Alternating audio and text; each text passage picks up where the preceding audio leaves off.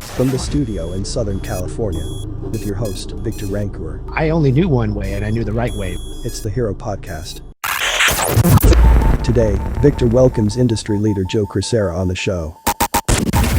Got there, I said, we're first going to teach the service techs and sales guys how to come together as a team. Without further delay, here's your host, Victor Rancour. All right, guys, welcome to the Service Hero Podcast. I'm your host, Victor Rancour. This is going to be our first episode, so I'm extremely excited to actually knock it out of the park with our first guest here, Joe Crisara. Joe, how you doing today?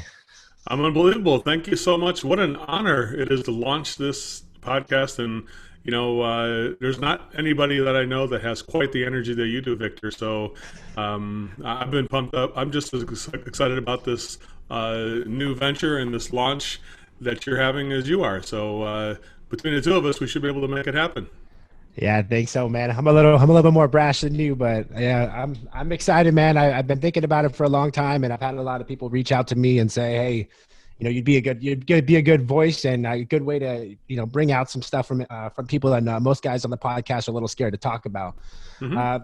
So I mean, today is going to be about you, man. We're kind of going to dig deep on where you started, how you got into the industry, and then, kind of work our way to, where you are now and how you're adapting to everything that's new. I mean, the internet and all the other things have changed. How long have you been doing this, Joe? I've been doing in the service contracting business since 1977. So I've been, I was a plumber originally. My dad was a plumber. And then I got into the heating and air conditioning business about 1979. So for a long time, right, for over 40 years, I'm a boyish old man. So I try to stay current, and I find really great people like you, and I draft on them. I kind of hang behind and take the energy that you have, and that's one of my superpowers is always being willing to learn. Right, that no matter I never assume nothing. Right, that's because I've been doing this for 41 years or 44 years or whatever it is that I would assume I know everything. I'm always amazed every time that I get on a Facebook message group like yours or any other groups that I belong to, even in my own group, that my students and my clients teach me as much as I teach them. So I think it's one of the things that gives me my strength, which I'm not fading. I'm getting in power because I'm open to learning new things. Does that make sense? Yeah, no, 100%. So when you started out as a plumbing tech, were you comfortable selling, or when did you start realizing that, sales was going to be a big part of your future, I guess? Well, if you had asked me back then, this would be the exact last thing I would ever say I wanted to do. I remember when my first thing in sales was I got a job in a boiler room doing telemarketing it lasted about 3 hours, and I just ran out of there because I was so brash, and so people were saying things I could never imagine myself saying. And so when I got in the plumbing business, it was more like a factory job than it is today in a service business. You just punch in, you do your work, and you go home, right? So when I went into business in 1985 on my own, that was the model I went by. And so I just thought it was sort of like a utility, almost like a janitor of plumbing or heating and air conditioning, right? As opposed to somebody who saw opportunity. And so by the time I got to 1992, I had got myself in debt, and severe debt. I owed over $250,000 in debt back in 1992. I had a divorce. My first wife, she had a mental issue, and I didn't know what to do with all that, and it was overwhelming, actually. I got myself into the perfect situation to really fail. The only thing that was my superpower, one of my other superpowers, is I don't quit, right? And so even though everybody told me to go bankrupt, I just kept doing it. And finally, I had a client of mine, his name is Dave Muller. He's in Gurnee, Illinois, and he told me, he's like, I noticed something about you, Joe. How's business going? And I said, it's going great, Dave. And I did what everybody else does. They lie when things are going bad, right? Oh, yeah. And so I lied, and I'm like, it's going great. He's like, is it really going great, Joe? It's like, what do you mean, Dave? Why do you ask that? And he goes, well, because I noticed you got like 15 trucks, and none of the trucks are all stationary. They don't move anymore. I said, yeah, that's because the employees are all, you can't find a good employee. Really, Joe? And I said, yeah, and also my wife, she's, bipolar and she has a problem. Oh, your wife? Yeah. And then, you got the economy sucks. You got Clinton's in office. You can't do anything like that. And he's like, oh, so is Clinton the problem and your wife and the employees? He goes, Joe, do you hear something that is in common with all those problems? I said, what's that? He goes, well, don't you see what it is? I said, what is it, Dave? Is it my wife's mother? Is she the one? And he goes, he's like, no, it's you. You're not taking responsibility. You're always blaming others. Joe, I tell you something.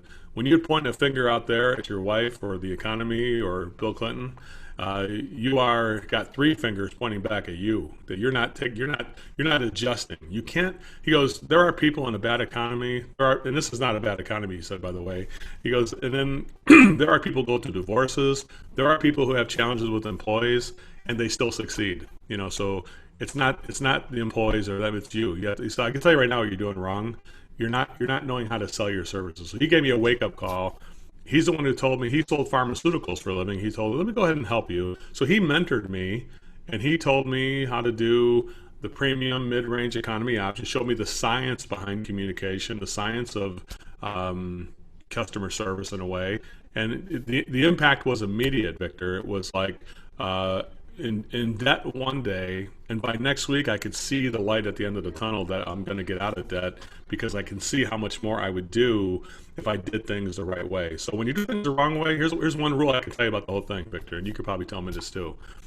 Whenever it's too hard to do what you're trying to do, you're probably using the wrong tool. Does that make sense? No, 100%. You ever do that before? You ever do it before and like work your ass off and it's still not working for you? Then you're using, it's not you, it's the wrong tool you're using. Does that make sense?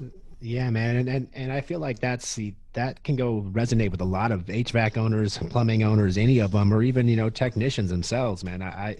I've been blessed. Like when I started in the industry, I started at one of the premier heating and air conditioning contractors in the entire state of California. And I only knew one way, and I knew the right way, right? So when you're trained from the beginning, and that's why I'm real big in my business now, is I'm bringing in green people, know nothing about it, because it's easier to teach them the right way than try on teach them the wrong way, if that makes sense. Well, that's really great, and I believe in that university format, because I really believe that companies like yours, you're not in the heating and air conditioning business. You're in the people development business. That's your number one business, is developing the people you have.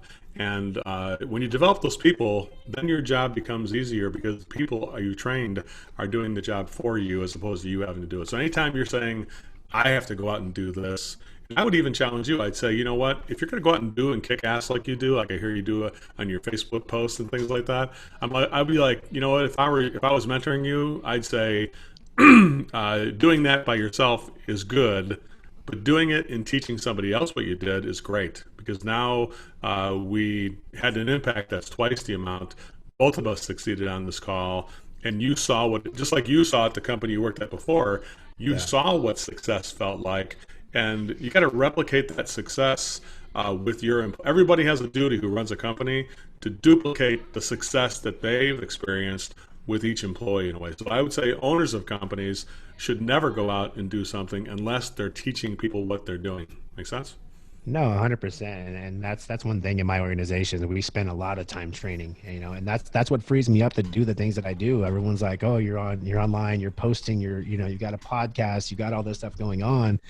It's because I put people in position, put people in the right position to succeed, even when I'm not there. And I feel like a lot of guys are just too scared to give other people opportunities. And I feel like if they would take a step back, let that person fail, maybe, I feel like everybody's so scared to let them fail. Oh, I'm going to lose money today. Well, you're going to lose money forever until you find someone that can do what you do. So you have to train them. And I think that's, one of your gifts, right, is training people and trying to get the best out of them, even if they don't even think they have that ability. Well, I love that. I always say that everybody is surprised every day. We're either surprised that we're working our ass off and accomplishing less than we want to, and man, I worked so hard and I didn't get anything from it, or we're surprised that I didn't work as hard and I made more than I thought I was going to make, right? So it's like that's a surprise that's open to us. And you know what? I would say the results speak volumes. It's if you're working hard and it's not going anywhere, stop, take inventory, and figure out what tool am I using the wrong way. And we'll talk about more of that, because I definitely see in you, Victor, I see in the very business that you operate, when it comes to your Facebook, marketing page, how you have taught me. I learned a lot from that one. I had a little thing with your session. I'll talk about that later. I'd love to tell everybody what I learned from that, because it was, to me, it's the future of customer service, right? And funny thing was, I unknowingly was doing what you're already doing, but I wasn't doing it in a systemized fashion, which is something that's another lesson, right? If you got something that happens by accident, you need to make it happen on purpose. It can't just it can't be accidental success. It's got to be, if this happened once, how can we make it happen again and again and again? Does that make sense, sir, Victor? Yeah, and that's actually, we're having, we're big on role play in my business. And this morning, this guy, we got him up to go do role play, right? And he goes up there and, I told him what to say. Like, I wanted him to practice his rebuttal, right? And it was the one-legger. I got to talk to my wife rebuttal, and I wanted him to react to one, in a certain way. And I said, hey, this is how I would do it, and we should all be doing it the same way, because that's why I'm successful, right? That's why we're successful in selling. We I already learned it. This is how you do it, and that's how you overcome it. He's a new sales guy, so of course he wants to try his own way, right? And the second I tell him how to do it, the next line out of him, the guy, we're role playing. He says, oh, I got to talk to my wife, and he says, I don't remember exactly what he said, and I'm like, I'm trying to give you the recipe for success, my friend, but you have to be able to accept it and then learn it and then be able to regurgitate it over and over and over. And that's obviously the key. I mean, I know that you're very big on consistency from the people I talk to about your training and stuff like that. It's just being consistent and doing it every time. Well, it's like when Dave Muller, my client, told me what to do. I agree with you. I had to be in a place. Here's the interesting thing about that, Victor. If I was already successful when Dave told me what to do, most likely I wouldn't have listened to a damn word he said. Because I would, like, if I was just like, my nose is just above water, like I was making a little bit of money, like there's no way I would have listened to him, because I'd be like, who's this guy going to tell me what to do? It had to be when I was so down and out that I was so desperate that I would say, I'm going to surrender to what he's saying to do. I call it surrendering. You have to surrender to this and give yourself 100% commitment to it. And that's something that I think that every coach, I teach coaching too. We have our performance coach summit we do, and that's what I teach. I teach coaches to listen for for number one, the willingness, which people, do they act like they're willing? And you may have the guy who acts like he's willing. But when you actually do this, the ownership is weak. He may mentally want to do it, but inside there's something that is a rope that's invisible that just prevents him. So sometimes the coaching is like, before we role play anymore, you should go back and read these words, read them 5 times in a row, and then say them 5 times without reading them, and then let's come back and try it to see if you have better ownership. So willingness is when people say they're excited about doing something, but ownership, it means that I own this material, and whatever it is I'm trying to learn from Victor, I have surrendered to it and I own it now. Now it's not, the interesting thing is, just like when you learned from your other company, now it's not theirs anymore. It's yours, because you own, because in a way, it's interesting what you're giving. People don't realize this, Victor. You're giving them something that they're going to last for the rest of their life. And sometimes people are unwilling to own that, even though I'm trying to give you ownership of it, but you have to accept the ownership of it, right? And you can't want people to learn more than they want to learn themselves. Sometimes I would tell people, take the weekend and ask yourself if you're willing to surrender to this, because I'm trying to give you something to own for the rest of your life, and you're in your mind, you're resisting right now, and that sometimes takes time. It's like, we got to respect the law of the harvest. You plant the seed, you fertilize it, you put some water, you have the sun, and it sounds boring. Every one of those things are boring to watch, but at the end, we have a beautiful flower, a beautiful tomato plant, or whatever we're growing. But you have to respect the law of the harvest when you develop people. It's not just plant the seed and he's a technician tomorrow. It's going to be a process of, plant the seed, fertilize it, water it, sunshine, darkness, and then back again. All of a sudden you have a little sprout, and that's like right now you're in that sprout stage with that employee, right? And hopefully he'll break through the ground on that one. Makes sense? Well, I mean, he's been successful, so I've been lucky on that end. But I want it to be a calculated success, not a accident success. And that's Right, that's the point where I'm trying to get him to right now. But I feel like I've had that same issue, that same hiccup he's having as a sales guy. I've had the same thing as a business owner, right? I've had so much success that ended last year. I had blinders on. I couldn't even get out of my own fucking way, man. I felt like I was God's gift, and everything I knew everything. I couldn't get any better, blah blah blah. And I felt that way, and that's probably the same way he feels. Until I got a piece of humble pie in March, and shit hit the fan, and things weren't working, and things went sideways, and employees are looking at me, and I don't know what to do, and I hadn't been monitoring my own business and learning myself, and I think I got hit in the mouth, and I got to the point where I was like, oh shit, now what do I do, right? And I was able to shut the fuck up, listen to some of my mentors, and figure out, hey, how do you get through this? How do you push? What do I need to get better at? And that's the same thing that, a technician or anybody else that's trying to learn something new. Like I was never a numbers guy, right? I got people for that. Well, you got to be the owner, right? I have to own my problem. My problem was I wasn't watching the numbers. And now I'm watching like a fucking hawk. I feel like that's all I do all day. I stare at a computer screen, where before it was like all I was worried about was selling shit. So right. I kind of got a little bit of my own medicine, and I came out like, talking to myself 5 months ago to now is not the same person. I've been humbled. I've had to learn myself. I've had to sit back. I've had to bring in some really smart people that know what they're doing. And I've been blessed because of it, because I surrendered to the problem, and then I found a solution, and I found it quick enough before it became a major problem. So I understand exactly where you're coming from on that.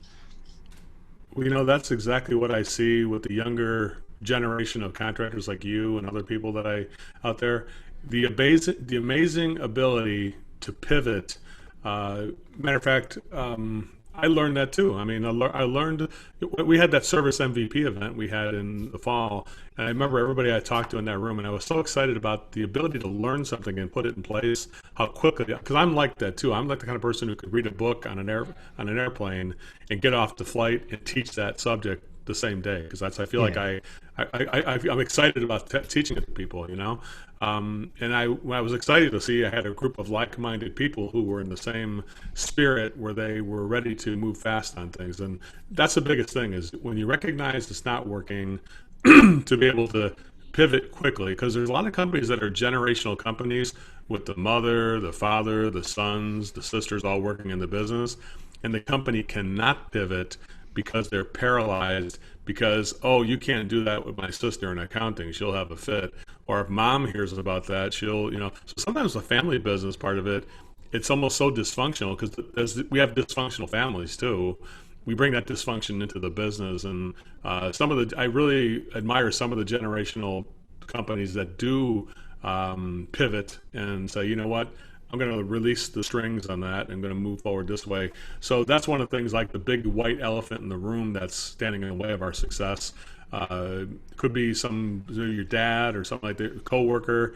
Anytime you're in a company saying we can't do that because the accountant won't let us. Like I do a thing where I say the top option, I create premium, mid-range economy options. The top option should have a 12-year warranty and service plan. And then there's people like, you can't do that. I'm like, well, what if I gave you $5,000 to do it? Would you do it then? Oh yeah, I could look at it then. and so it's like, it's like there's things I teach that are like, we can't do. I hear the word can't, and I'm like, really? Because what if I paid more? Would I be able to get it then? Oh yeah, I probably could arrange that then. I hear in California, right? We have to get 10%. We can only get 10% down. We can't take the whole amount down. I'm like, if you get the effing job started, you can get the whole amount down, dude. I said, don't sit on your ass and book the call for next week. If you sell a big job for $40,000, get the money and start working. That's all there is to it, And so many people have like, I can't, right?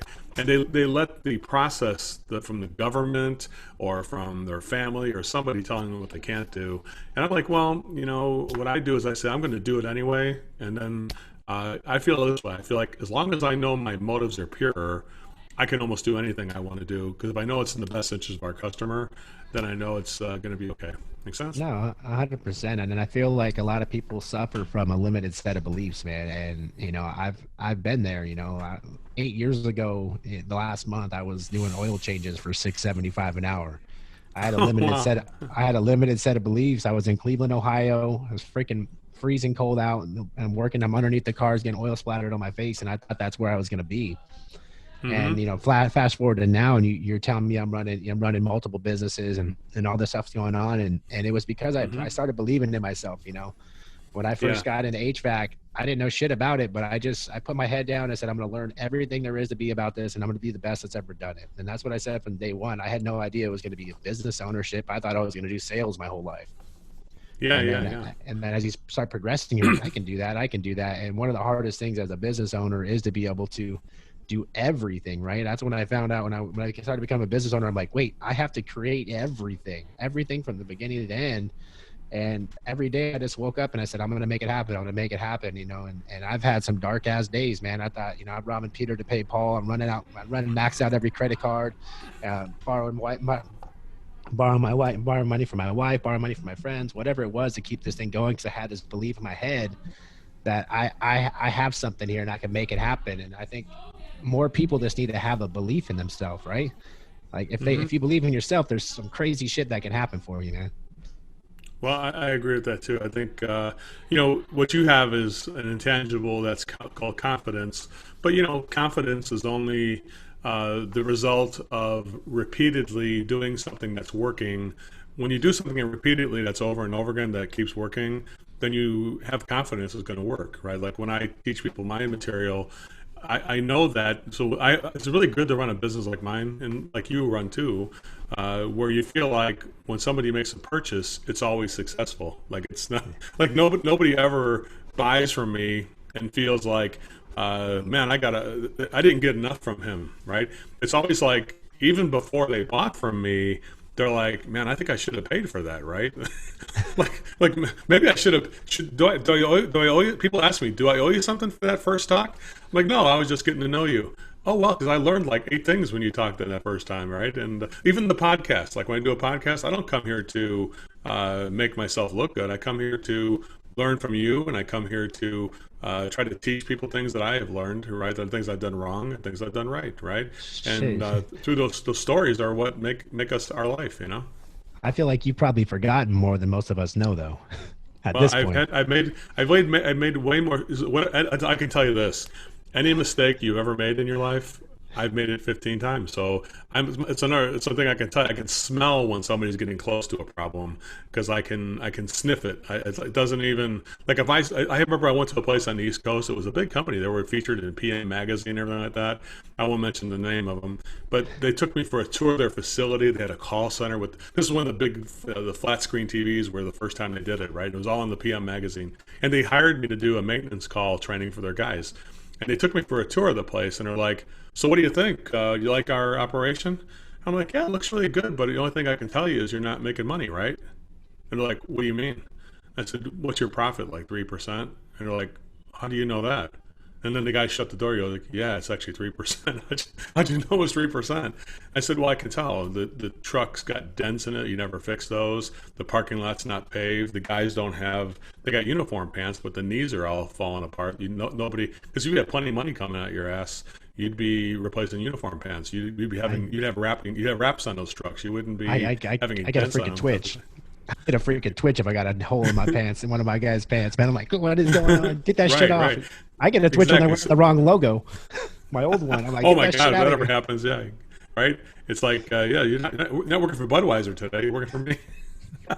So the bottom line is that you're right. I can smell it a mile away. And then they're like, yeah. And then they hired me for 38 weeks that year. They said, can you help us fix it? I said, yeah. And the funny thing is this, Victor. I got there and I said, we're first going to teach the service techs and sales guys how to come together as a team. So the service techs turn leads over to salespeople. We get that system going. We're going to get that system put in place. So we did. We worked for 4 weeks to get that in place. At the end of a month, the owner goes, oh my God, I can't believe you lowered our overhead. Our overhead was 45%, and now it's 38%. I can't believe you lowered. How did you lower the overhead? I said, dude, I didn't lower the overhead. I just increased sales. The overhead's still the same, but don't worry, I didn't change a damn thing there.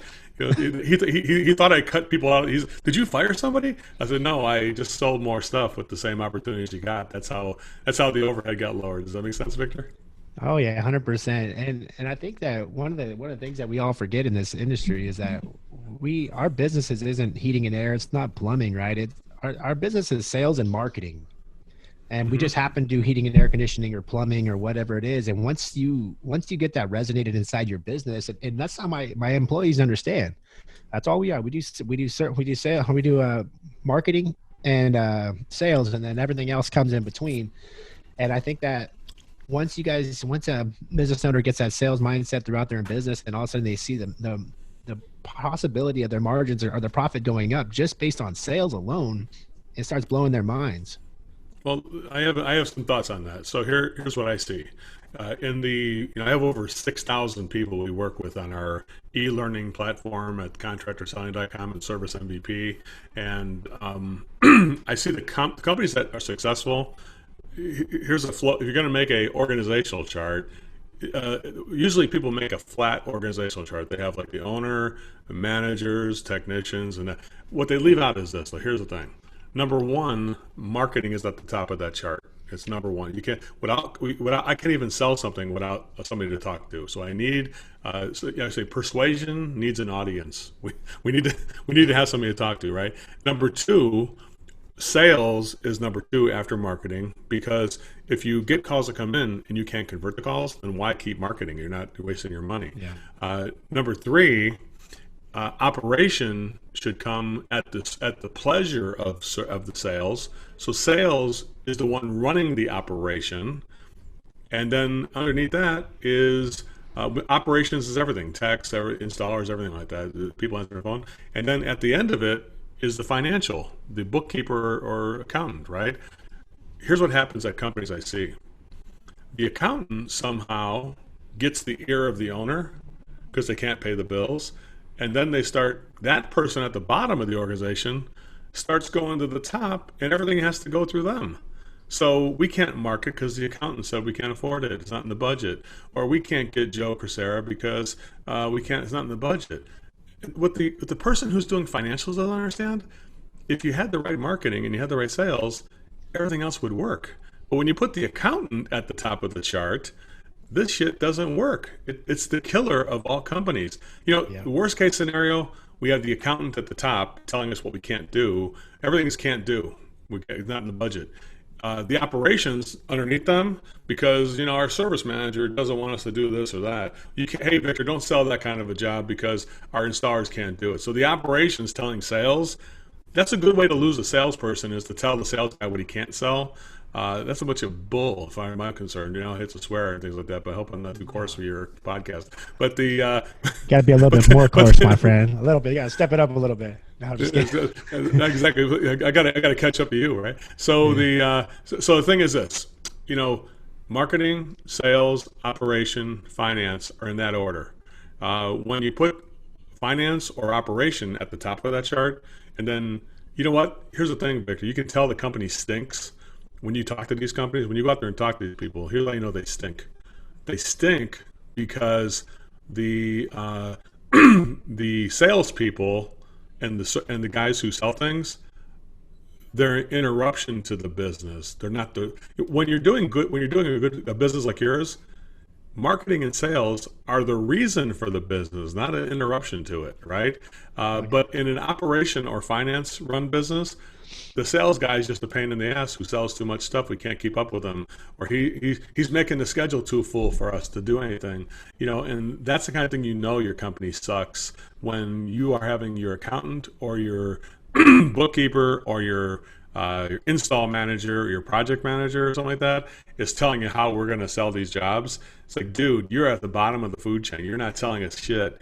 We're telling you how you're going to do these jobs. That's like the accountant saying, we can't sell 10 years of service agreements. I don't know where to put the money. I'm like, lady, put it in the fucking bank, okay? Quit, I got a good idea for you. Quit jacking around with me. No, seriously, they're like, I don't know how to account for that. I'm like, account for it as a sale. and that's all you do. And then there's liability in the future on that sale. It's okay, but let's not let the accountant start screwing this thing up on us. Let's make sure that if we have an opportunity to give our customers a certain level of service, don't let the accountant or your operation manager, your office manager, or your sales manager, or your service manager tell you can't do stuff like that. Sales are infinite. You should be able to give people whatever service they're looking for, even if you have to hire another company to do it for you. That's what I feel about it. 100%. It's like my accountant the other day was yelling at me. He's like, well, you're going to buy more trucks again. And I said, yeah, I'm going to buy more trucks, and I'm never going to be booked out more than 3 days. If I'm booked out more than 3 days, my sales guys can't do their job. If my sales guys can't do their job, the money doesn't come in. So I don't understand what the problem is. It's the exact conversation I had with him. He's like, well, you're right. I'm like, yeah, exactly. When we got more weather coming, we need more trucks so we can install more shit, so you can have more money so I can pay your salary. Right. Well, anytime you're asking your financial person for their advice on whether we should do something in our company, that's a cop-out. You're an idiot for asking that person, because that's just a score. It's like running a football team, Victor, and asking the scoreboard operator if we should throw the ball on this play. You know what I'm saying? It's like the guy, because all the accountant and the bookkeeper is a scorekeeper. That's all they are. They're to give us the score so the people who are selling know that they're selling effectively, and the people who are operating know that we're efficient. So operations is about efficiency. Sales is about profitability. Accounting is just about tell us the score and shut up. We don't need to hear anything else from you. But I don't think we should buy another truck. Who told you to say something? Don't even, because I can tell you right now, you're a future fucking ex-accountant right now in my company if you're telling me that shit. You know what I'm saying? Yeah, 100%, man. There I go. I'm off the leash now, dude. You can't. Oh shit! I got the F-bomb from Joe Crisara. Y'all heard that here first. No, I'm just kidding. No, man. You know what I'm saying? That's what I believe in, man. That's my, and I smell it. You too, when you go out there, like, oh yeah, look at the fucking office manager telling us we can't do. We don't like to do that because it makes the guys feel bad. It's like, fucking office manager saying that? It's like, what the hell, we got hurt? What am I talking to her for? You know what I'm saying? She's just supposed to keep the operation working in that area. Answer the phones and book the calls. That's your job. When I ask you for strategic advice on the business, I'll elevate you to the board of directors, and we'll talk at that point. Make sense? No, yeah, and I've had a lot of pushback, right? Because I'm a dreamer, right? I always tell people I'm a dreamer. I'm like, I'm already 5 years ahead of this. Like I don't reside in today. I reside in the future, and that's how I've always operated. And I make decisions, and I make quick, rash decisions, and I stick with them, and I make them the right decision. And if you're not with me, you're against me, is how I feel, right? If you're telling me I can't do it, I said, no, fuck you, right? I didn't need to go get a new building at the end of last summer, right? But if I didn't get this building I'm in right on the freeway and have everybody on social media seeing this thing going up and building, right, I wouldn't be where I am today. Everybody told me, oh, we can't afford that. We're not going to do that. No, we can't afford not to do it. And the same thing right now. I just got this new 10,000 square foot building. They're like, why do we need that building? Because guess what? Next year I'm going to be too big for that fucking building. We're going to need a bigger building because I'm already moving forward. And I think a lot of guys are just they're scared. They're scared to gamble everything, if that makes sense. You don't want to go to Vegas with me, Joe. This shit gets wild. Well, I think you're not. I don't think you're really a gambler, though. I think people like you are playing with house money. The reason you would build a facility or buy more trucks when you don't need them yet is because you can see, based on the trend that we're working on, that we have a predictable outcome to our opportunities. Again, the sales that you make are the things that inspire you to buy a property for next year, or even think about the amount of trucks we're going to need, or the kind of university we're going to have to get to here, things that we're going to need here. That's only because the sales part of it and the marketing part of it made that vision possible. Because that's really, I would say you're not gambling.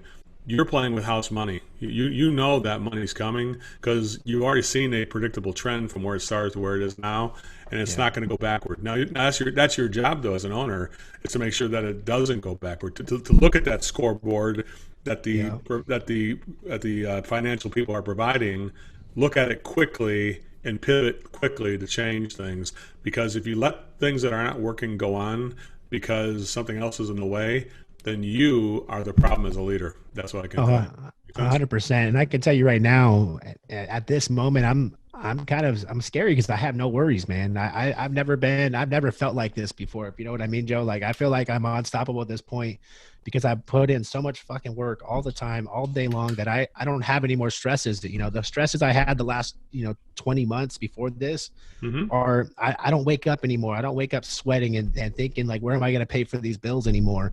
And once a business owner gets to that position, he's comfortable to where he can make a decision and he knows it's not going to hurt his business, even if he does fail.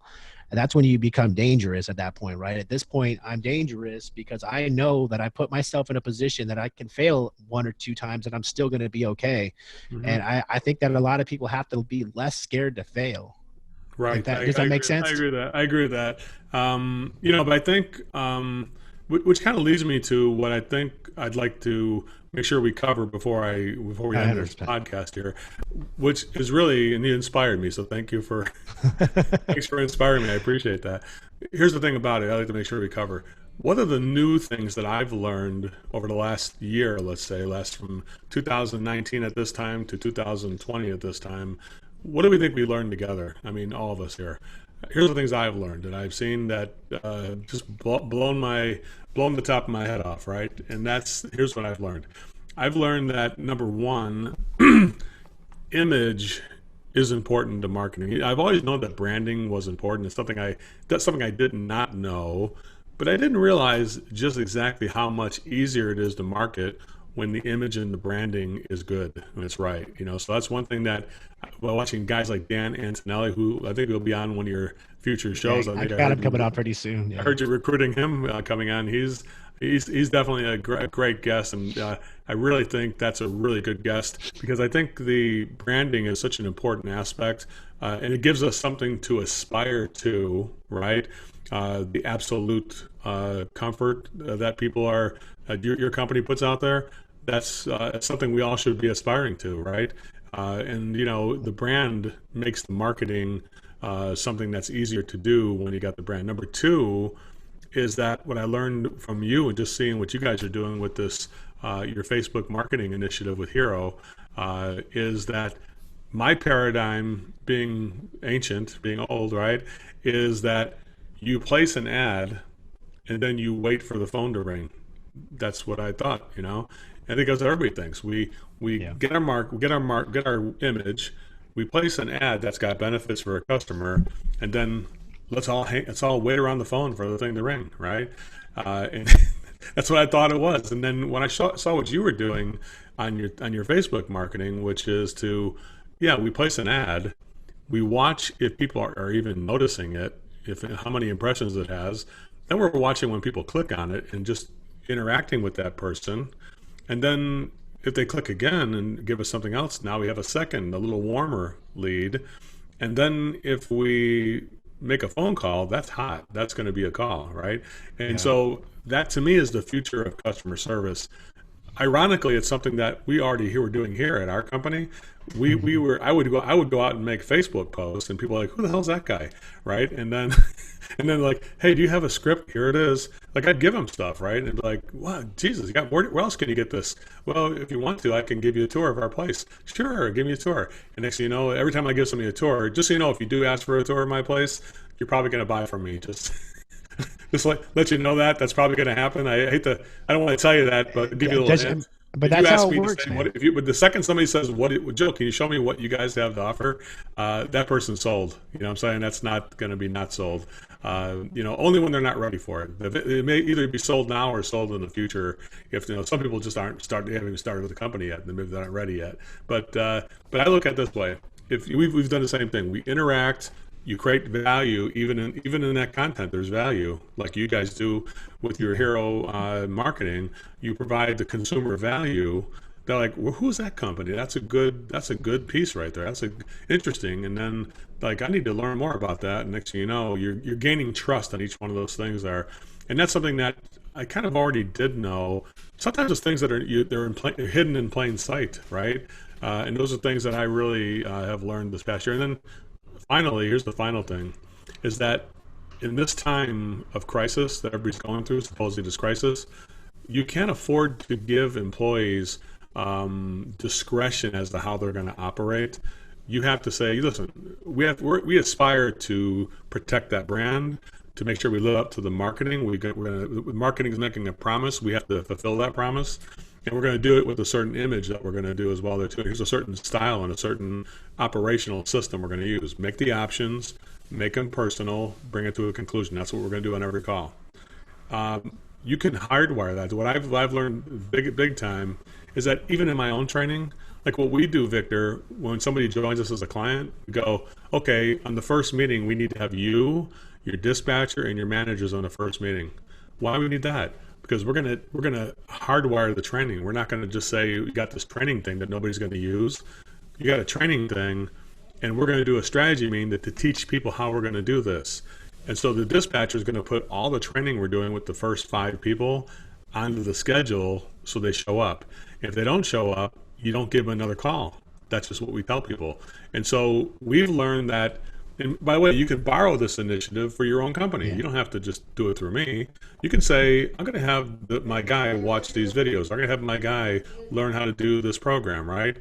And if he doesn't show up for that, he doesn't get any more calls to do. That's the big thing. But the number one management principle that I've really gotten strong on this last year, and it's even more important because of the crisis we have, is only give people another activity when you've seen that the last one was done correctly. If you can do that, you can scale any company to be gigantic. Make sense? Yeah. That's the same. It's kind of the same principle with my guys. And they're like, hey, I want to start selling equipment. I want to start doing this, right? Well, you got to do X, Y, and Z first and prove you can do X, Y, and Z before you can move to the next level. And I think, does that make sense? So like a lot of businesses, they just let guys right away, here, you can go out and do this. You have to put levels to it. What they do is they cowboy it. They're like, yeah, let them do it. It's like, no, you have to, there's a process. You have to say, first show me you can do a maintenance call and sell on that. Yeah. And then you look at the maintenance stars. Okay, you're going to be a service tech now. And then the service tech stars, hey, have you thought about sales? Because you're doing good with that, you know. And that's really how the organizational chart should go, really. How about this? Installers, helpers that kind of see opportunities and they become an installers that start seeing opportunities to sell and they do that there.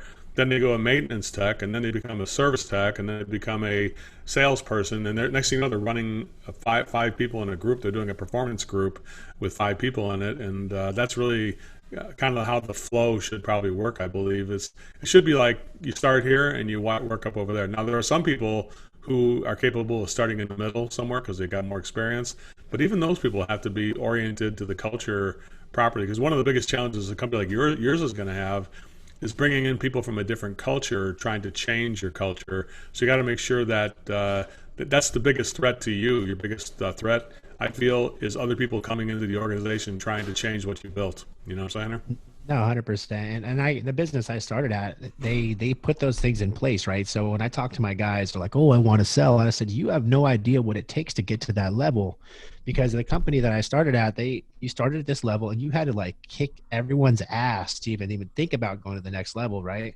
And vice versa. And I had to go through the ringer and the ringer and ringer. And guess why I am who I am, right? Because I kept fighting and fighting and learning and learning and learning. And these guys just want me to give shit to them. You know what I mean? Yep. There's no gifts in life. You can't just go from day one to being where I'm at or where anybody's at without having to go through all the other shit and learning and sharpening your tools and doing all that stuff. And when I was going through it, I'm like, come on, just give me the book already. Let me, and, you know, I mean, I was trying to skip forward. But now looking back at it, I'm like, yeah, I wouldn't have done it any other way, because I wouldn't have learned everything I had to learn to get here. Because when you're thrown out in the fire and the whole business is depending on you making sales, it's a whole nother ball game, right? I had this issue when I left my first company, went to my second. I went from having a whole room full of lions, right? All of us for sales, that everybody came together, we were all selling, to where I went to my next business where the whole business depended on me. You know, I remember one month I sold over 500,000 and the next guy behind me is 120,000. So that means the whole business is depending on me coming up every day.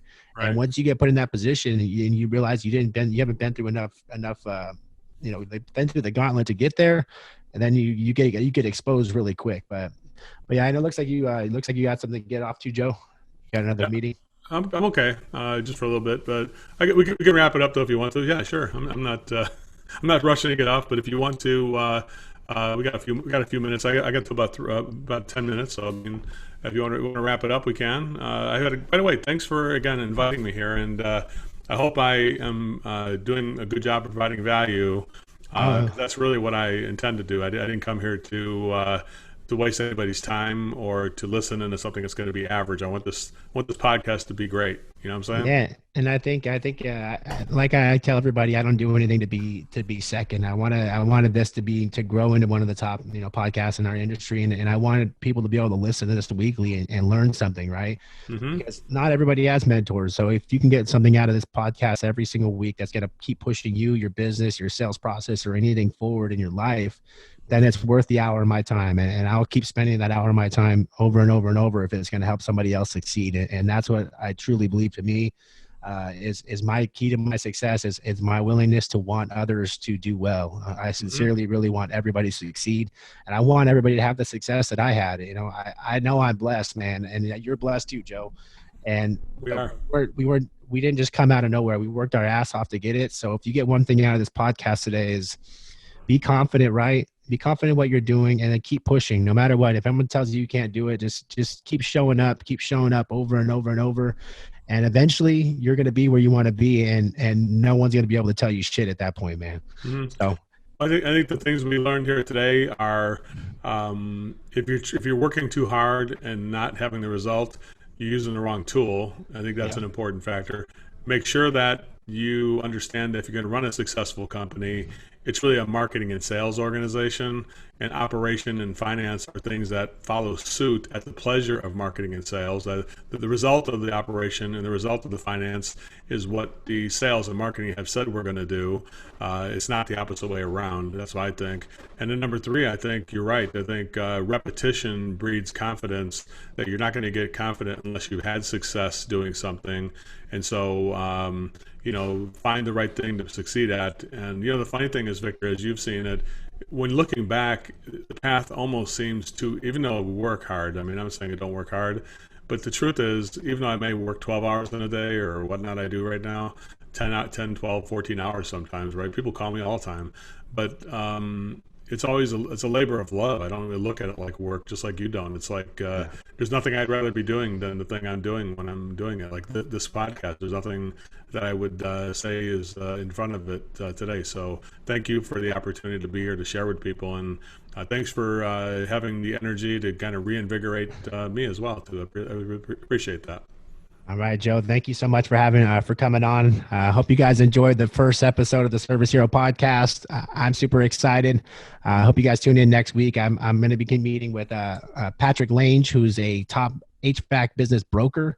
He's going to teach you everything you need to know how to set up your business so that when someone does come along and want to buy it, it's ready to go. So talk to you guys next week. Thanks again, Joe. Have a good day, and we'll be in touch soon. All right, man? Bye-bye. Have a good one, everybody. Be sure to tune in next week as Victor welcomes Patrick Lang, an experienced HVAC-specific business broker based in Horseshoe Beach, Florida. Thanks for tuning into the Hero Podcast.